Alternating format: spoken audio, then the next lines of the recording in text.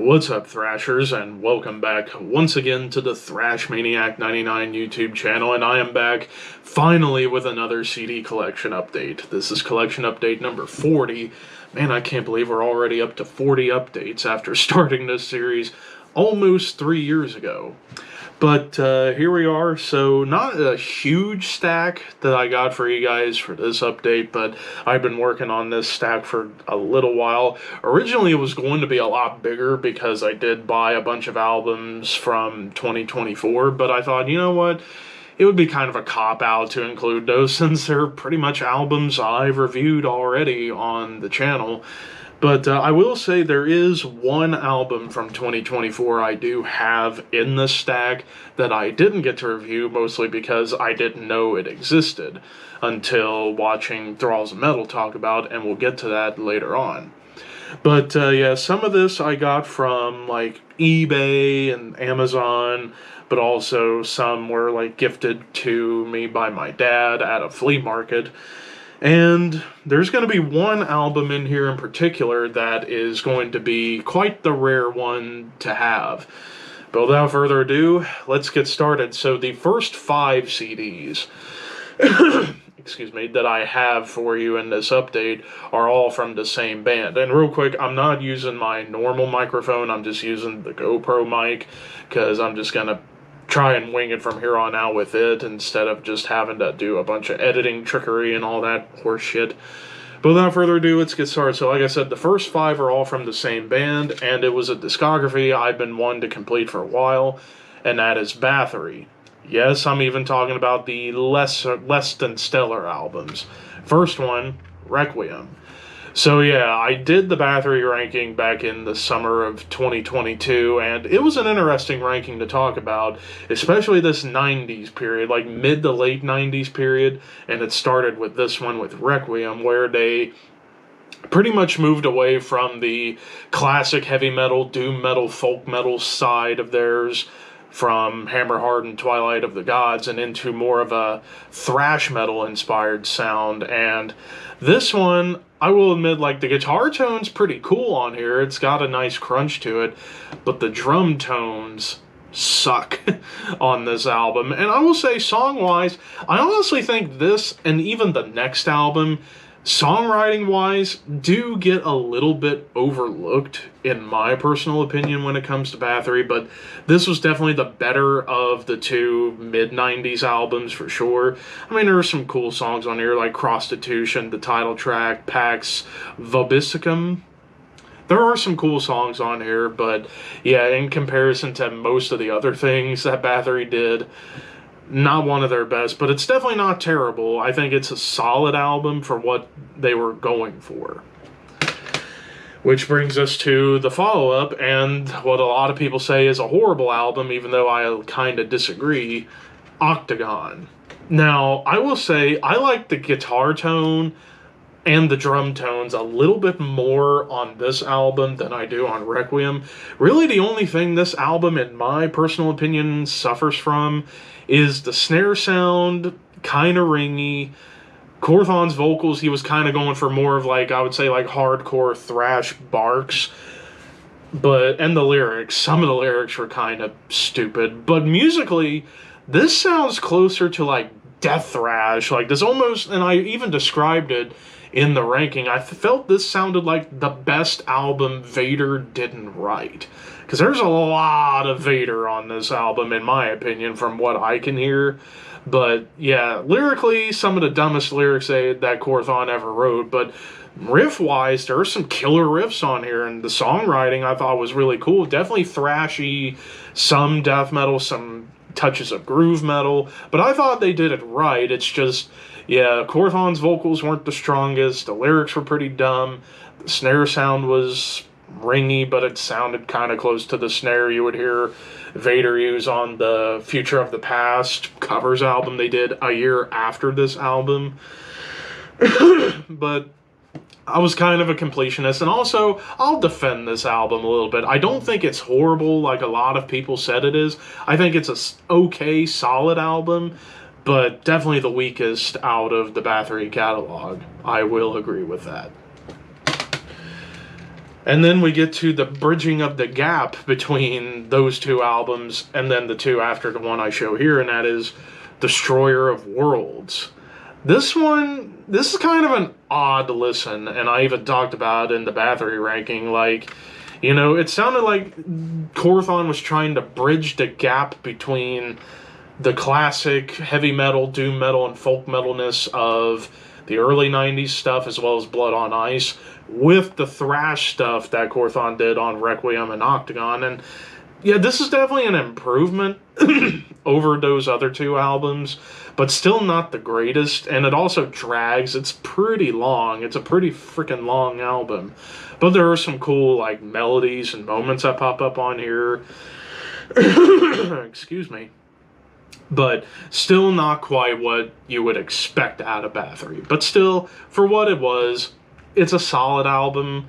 Definitely, I'd say, better in terms of the overall production than Requiem and Octagon, but still not great. But yeah, Destroyer of Worlds. And then finally, I'm just going to show off the final two right here. We have Nordland I and Nordland II, the duality of greatness that ended the career of Bathory after Korthon passed away in 2004. And we were supposed to have gotten 2 more Nordland albums. It would have been a quad pack of epic classic metal, doom metal, and folk metal. So yeah, these 2 albums definitely return to the sound you heard on Hammerheart, Twilight of the Gods, and Blood on Ice, but with improved production. And honestly, some of the best stuff in terms of songwriting that Korthon did, especially at the end of his career. Especially, you know, on Nordland I, I mean, songs like Ring of Gold, Winterblot, Dragon's Breath, Broken Sword, Mother Earth, Father Thunder. Killer songs on here. And then Nordland II, I feel like kind of took a little bit of what Korthon was doing on Nordland I, but kind of improved on it with songs like Seawolf, Vinland, Death and Resurrection of a Northern Sun, The Messenger. Again, just some really, really cool songs on here, and I wished, had Korthon not passed away, I wish we could have gotten the 3rd and 4th parts of this series, and I think they would have gotten better and could have been some of the best work in all of Bathory's catalog. But yeah, very underrated, these 2 albums, and yeah, highly recommend you check them out. But now let's get on to the big, rare one that I have been looking for the past couple of years. Finally found it. Cheaper. I did have to pay $30 for it, but it's totally worth it because it's another catalog I have completed, and that is Bull Thrower and Battle There Is No Law. Yeah, this was the only Bull Thrower album I was flat out missing, and well, this one, it's not been reissued or re-released since the 90s, I think, and there were only 2 versions of the CD, and those were like Silent Scream recordings and the original label Vinyl Solution. This is the Vinyl Solution release from 1990, so 2 years after the original release. But I'm just glad I finally got an actual copy of this badass debut. Yeah, it definitely ranked lower in my Bull Thrower ranking I did late last year. I think I ranked at number 7, but it's still an awesome debut. It's just very different from the rest of the Bull Thrower catalog, whereas after this album, pretty much straightforward death metal, whereas this, still death metal, but you do get moments of grind in here, mostly within some of the production choices, but like the blasts felt closer to like black metal blasts or early Morbid Angel blasts, but yeah, just raw, nasty, you know, the title track, Challenge for Power, Attack in the Aftermath, just killer songs top to bottom. Only 30 minutes of just whoop-ass riffs and power.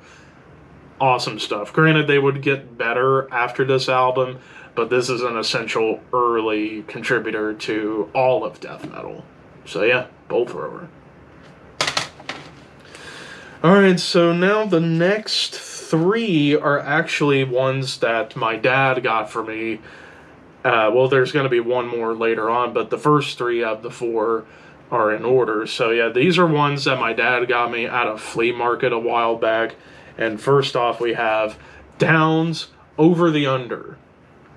Their third album overall. I still need to get Down 2 and perhaps also their EPs, and then I would have everything from Down as a whole. But yeah, I was surprised to see this was in relatively good condition for a flea market CD, because flea markets I tend to be a little bit skeptical of getting CDs from, because you never know how good the case is or the discs, if they're fucked up or not. Thankfully, I've had more good ones than bad ones over the years going to flea markets and getting stuff like this. But yeah, this album, I've not checked it out fully yet. I need to at some point. It's just, you know, there's only so much time in the day. And also, perhaps I might do a retro review of Down albums. You never know with me. But yeah, Down, Over the Under. And then next up, this was one I was not expecting to get, and that is Fear Factory Concrete. This is a demo album that was recorded in '91. This was originally intended to be Fear Factory's debut album. Like, pretty much almost every song, except for a couple, were songs that would eventually be on their actual debut album, Soul of a New Machine. And they even had the Ross Robinson, the same Ross Robinson who did, you know, the early Korn records, the early Limp Bizkit records, and some other bands from the nu metal era. But when they went to Ross to record it, the band and Roadrunner themselves weren't really happy with the sound. So that's why they decided to change up and go to Colin Richardson to do the debut.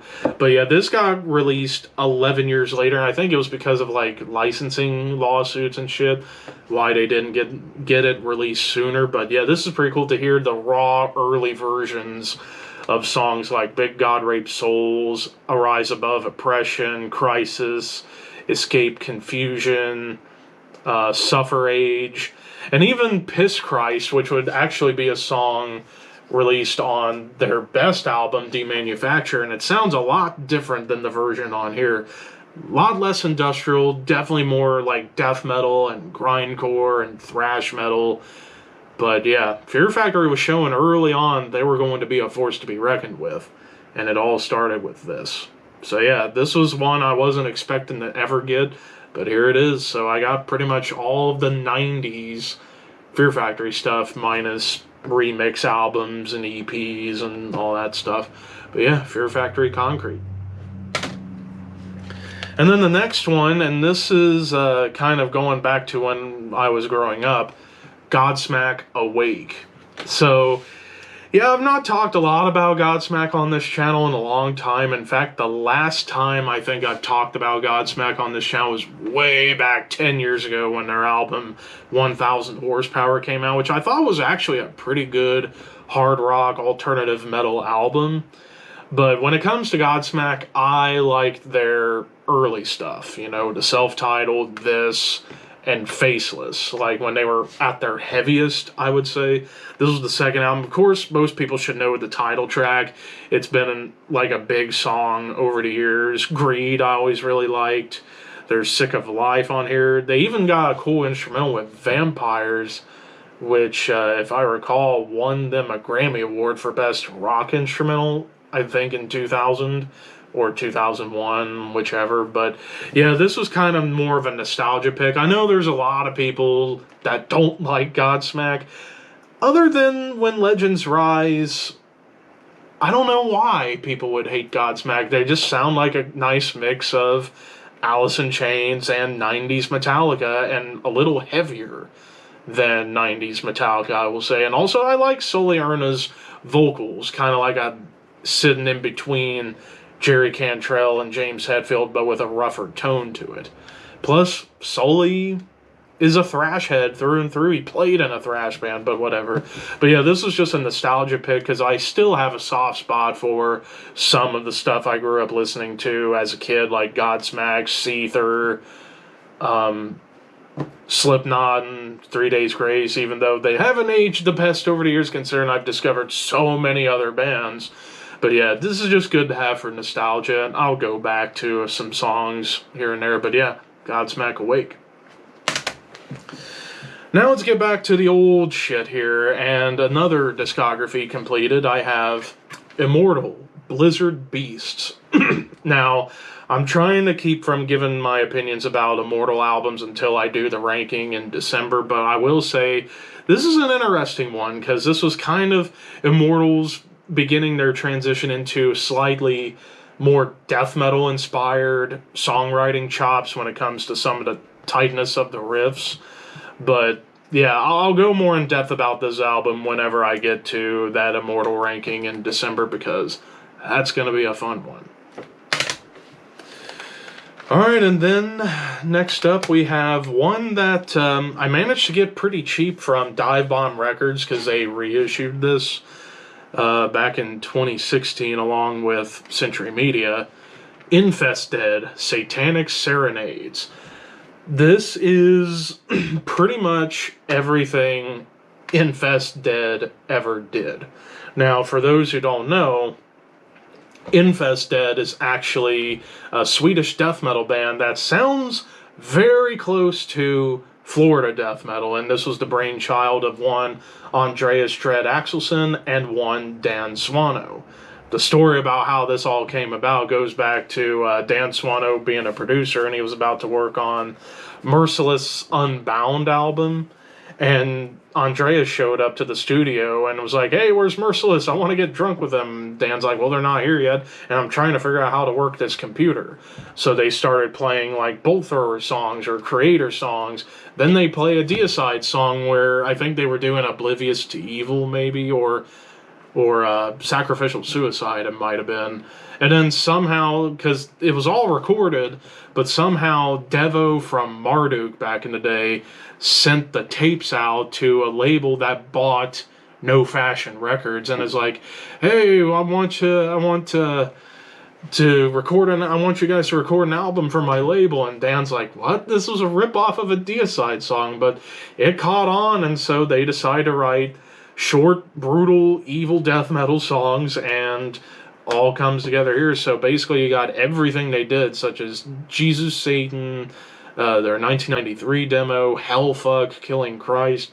So basically you got, let's see, about 41 tracks across 2 discs on this compilation. So yeah, like I said, it's pretty much everything Infestdead did, because if you can't find the individual studio albums and you're looking for a good alternative, this is the way to go. I managed to get it for $6.66 off of Dive Bomb Records. I don't know if they still have this on sale or not, but no matter the price, as long as it's reasonable, it is well worth it, especially if you're a big fan of Dan Swano like myself and want to get more into his lesser known projects. This is definitely one of them, but it is really, really cool. Alright, and now we have a pair here from Katatonia. We have The Great Cold Distance and Night is the New Day. 2 of their like late 2000s albums when they were really starting to explore even further, kind of beginning their almost prog era. And I say almost prog because there are some touches of prog, but I don't know if you could necessarily call these albums prog metal rather than just gothic metal mixed with doom metal and alternative metal. But The Great Cold Distance, I have heard so many people talk about this album over the years, saying that it's probably Katatonia's best. I'm personally a bigger fan of the earlier Katatonia stuff, like their Death Doom era, so Dance of December Souls and Brave Murder Day, but I have liked what I've heard from Katatonia over the years, like started with Fall of Hearts, and then their last album, Sky Void of Stars, was fantastic. I still need to get that CD. I do plan to get everything Katatonia because I can admit they are a fantastic band, and this album certainly proves why they should honestly be bigger, considering Soen takes a lot of cues from this band, and who can blame him? So yeah, The Great Cold Distance, I mean, it's dark, moody, somber, awesome stuff. Same goes with Night is the New Day. And I actually really like this one because it's a Super Jewel case, which I don't have very many of those. I think I did have one for In Flames Oracle, but it was broken, so I had to throw it out and replace it with a normal jewel case. And then the only other ones that I think I got were like Cryptopsy, Whisper Supremacy, and Sinister's Cross to Styx. But yeah, I like the Super Jewel cases because they're a little bit more durable, and plus they just look cooler. I wish more CDs can be in Super Jewel cases, but yeah, Night is the New Day, great follow-up to the Great Cold Distance. So yeah, some Katatonia love. Next up, we get Lamb of God, As the Palaces Burn. Yeah, I'm slowly starting to get some of the older Lamb of God stuff. Like, pretty much the only old Lamb of God album I'm missing now is New American Gospel. Then I would have basically everything from when they became Lamb of God all the way up until 7 Sturm und Drang, which I think is the last great Lamb of God album. Whereas the new one that came out a couple of years ago, I thought was good, but nothing to really write at home about.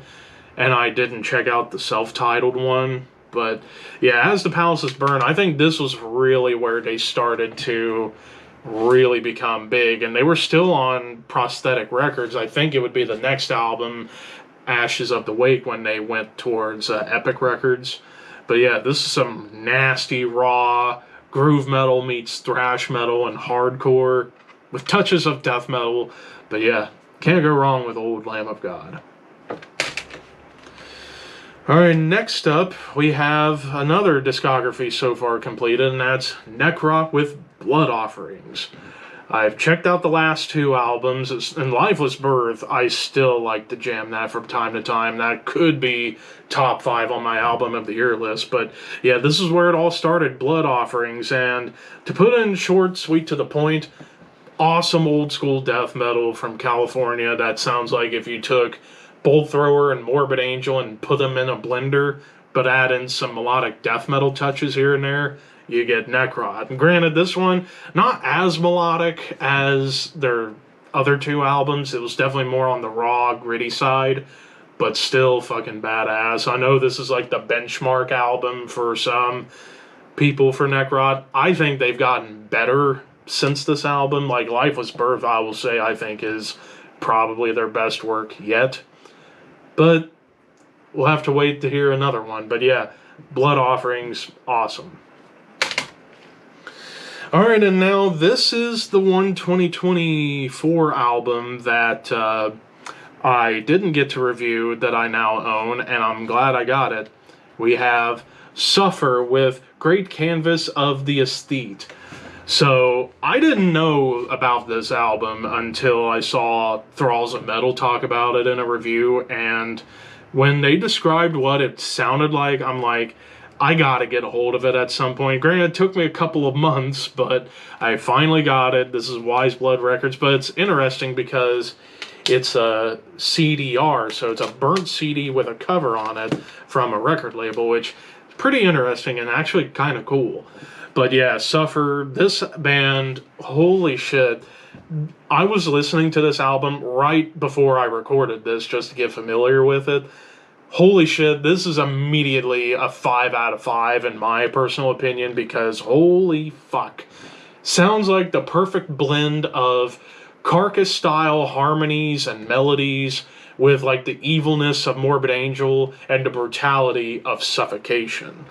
That, I think, is a perfect descriptor for Suffer. And of course features members of Angerod, and I absolutely love that band. So the fact that they have a band like this that sounds not like Angerot, whereas Angerot sounds like Blackened Bloodbath with some symphonic touches. This, like I said, it's Carcass, Morbid Angel, Suffocation in a blender. The vocals definitely remind me a lot of Jeff Walker and Bill Steer, and I love that approach.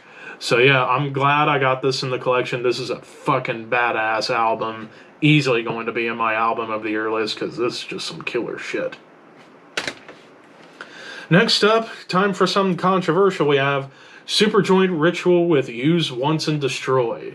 So this is the 4th one that I was given from the flea market. And again, say what you will about Phil Anselmo and his past, but can we just move on from it and get over it?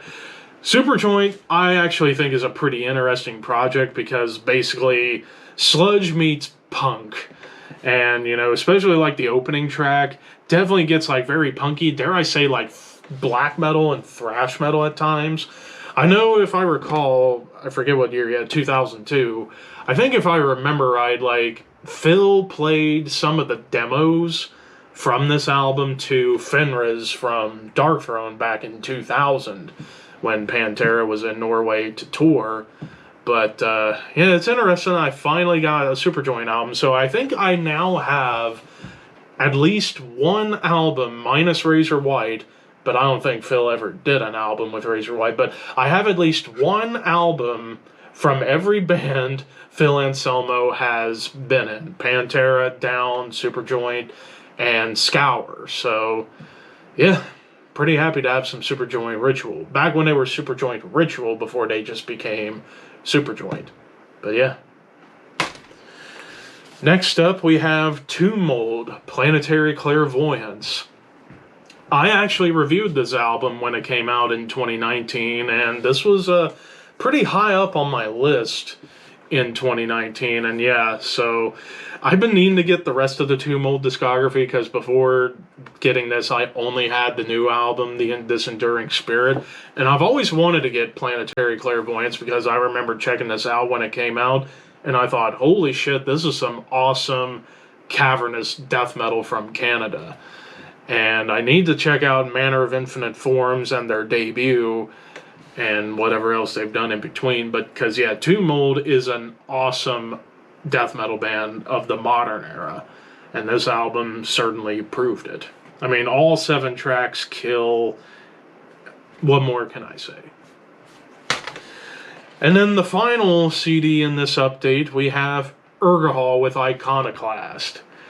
So this is a Norwegian black metal band, and this is their... At the time, it was supposed to have been their final album. They did do one album 7 years after this. This came out in 2009. I got interested in checking out this band and this album courtesy of Nick from Thralls of Metal. He brought it up in a collection update, and I'm already a huge fan of the band Shooter, and I heard that these guys are very comparable to Shooter. I can definitely hear that, you know, it's got some, like, cool melodies, it's very thrash forward, hints of death metal here and there, and of course that old school second wave black metal worship. But definitely the song that turned me on to this band was The Necessity of Total Genocide. That song just has dissonance, some cool, like, punk-laced energy, and then that second half, it just rips your fucking face off. So yeah, I'm glad to finally have some Urgehal, especially this album. I need to check out the rest of their stuff, especially Through Thick Fog Till Death, I heard was probably their best one. But yeah, I'm just happy to finally have some Urgehal. And that, ladies and gentlemen, knocks out yet another collection update. And actually, I haven't gotten anything besides albums from 2024 ready to go for the next update. I've kind of been saving up a little bit because I'm going to be going to a show at the end of July. More details on that in a later video. But yeah, this was an interesting update. Lots of collections of bands completed in terms of studio albums, like, you know, Bathory, Bolt Thrower, Immortal, Necrot. So it was really cool, especially getting that Bolt Thrower album. That was probably the biggest surprise of them all. But anyways, what is your guys' favorite album out of the stack that I just showed? Let me know in the comments below. Thank you for watching. Like, comment, share, subscribe, all that fun stuff. Keep your horns high and your dreams wet. Thank you for your patronage.